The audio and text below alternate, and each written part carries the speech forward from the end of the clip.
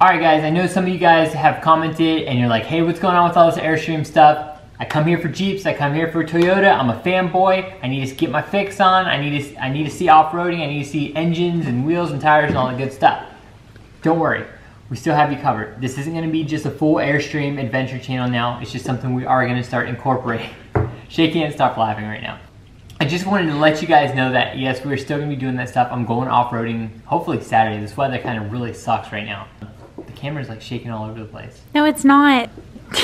You're so annoying. So we're still going to have that stuff. I just wanted to get through the journals for this week and just kind of get up to speed in present day with the Airstream stuff. And that way we kind of just blast through that, get everyone who's interested up to speed, and then go from there.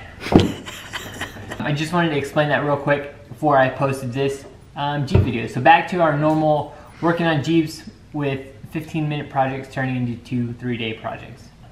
We passed a JKU earlier today and I was making fun of it, and not that I normally do that, but Shay's like, look at this guy making fun of Jeeps and he doesn't even own one. I was like, Shay, we have an MJ. And she's like, yeah.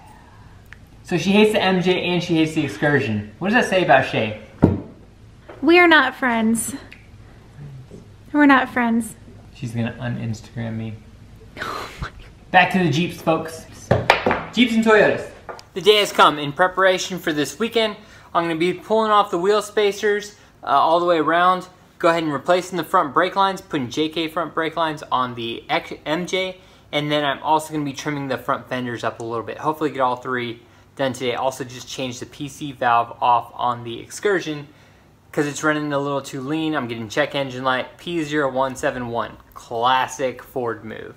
Let's take a look at these spacers real quick. I want to show you something. When I was installing the spacers on the 4Runner, this is exactly what I was talking about, is a huge no-no. I don't know if you can see very well, but I already took that one off.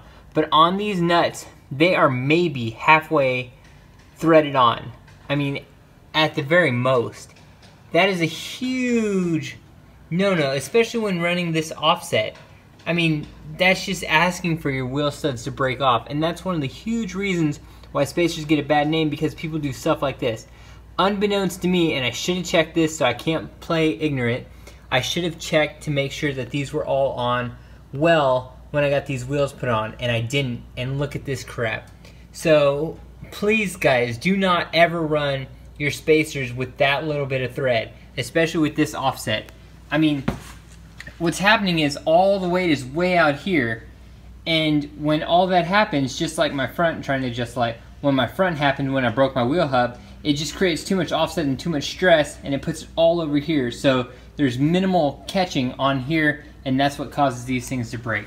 And that's exactly what could have happened with this. So I'm taking these off right now. Really glad I'm doing so. Thank you, Jeff, my buddy. He recommended I take these off anyways, and this is exactly what you do not want to do. So do not run your spacers like this. I can't say that over enough. I wasn't sure how I'd feel about it, but I actually like it a lot better. So I got the wheel spacer off the back now. This front one still has it on. Obviously that one sticks out a lot more. This one's been removed, and so has that one. So I like how it's pushed in a little bit better. Actually, it makes it look just cleaner. It's still stocky, but it just has a cleaner look in my opinion. So that's no spacer, and that's with 2-inch spacer. It's a little bit harder to tell because the wheel's cockeyed, but you can see off the rock rail how much is sticking out. First on this side, it's almost flush with it over here. But anyways, gonna finish taking the front one off and then work on these brake lines. So what I'm doing is I have some new JK front brake lines and calipers actually. I don't think these calipers will bolt up, but the brake lines will, and they're extremely long compared to these stock ones, which, hold on, which as you can see are very short, and mine are all busted up anyways. So I don't have that taken off, but I'll show you a comparison in a second of the lengths. I'm hoping this stays. So here's exactly why I like to run JK brake lines over anything else. A, because they're really easy to find for really cheap. People usually just give them away. And B, check out the length difference. So this has plenty of length. I'll just zip tie it onto the the shock, but obviously it's super long. You kind of just mount it up there, and then you're good to go. I mean, you have plenty of travel. Just zip tie it out of the way. Also, the JK brake line has a bunch of attachments on it, but just cut these off, and it'll give you one free long line to work. And as I mentioned, people usually take these off when they're doing lifts, and they usually can easily be found in good shape. So I'm going to be taking these little clips off, taking this off, and get it all set up in here. As I mentioned, these little guys aren't too hard to get off. You just grab you one of these cutters, go right here and snip it. Just be cognizant not to cut your brake line. Pretty simple. I mean, it's not that difficult to not cut this. You just make sure you do it well. And then this, you just put in a vise, and then you can separate this right here, and it unclamps the brake line, and that frees up your whole line for you.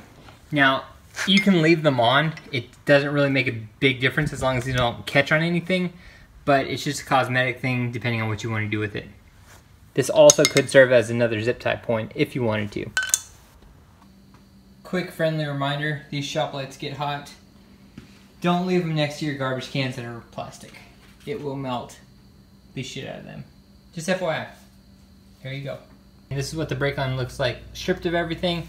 I did forget, you do have to shave that end right here down a little bit, basically to the ovals or the circles. That way it slides in, and I'll show you why. I made the mistake and made a huge mess on the other side. Got the new brake line in.